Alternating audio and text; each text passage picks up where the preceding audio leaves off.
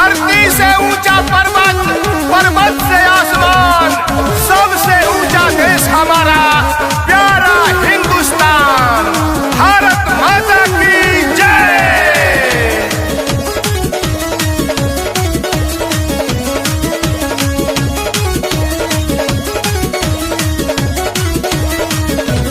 भारत के अखज दिखाई हो, माटी में ऊ मिल जाई हो, माटी में ऊ मिल जाई हो।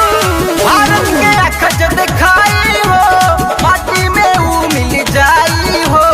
छीने के जे कोशिश करी अपना कश्मीर के, तो गाड़ देव जमीन में हम सीना ओकर तीर के, तो गाड़ देव जमीन में हम सीना ओकर चीर के। भारत के अखज दिखाई हो, माटी में ऊ मिल जाई हो।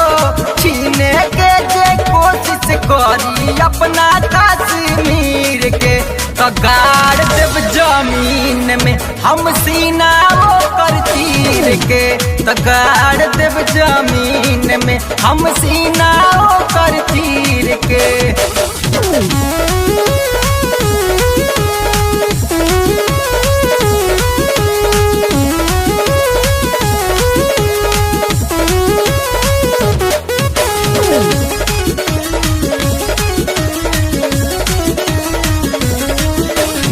पीछे वार करे सामने न आवेला, देता बाबे लीडर धमकीला फाड़ा बढ़ावेला।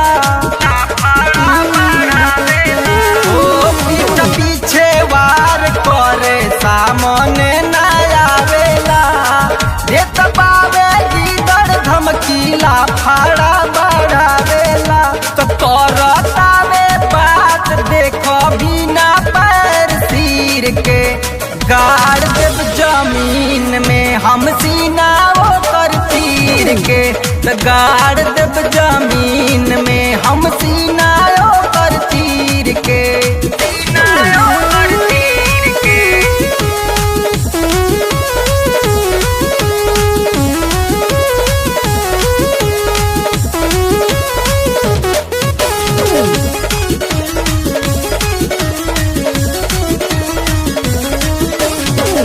आपन तिरंगा झंडा देशवा के शान बा, एक के बचावे खातिर हाजिर हमर जान बा, हाजिर हमर जान बा।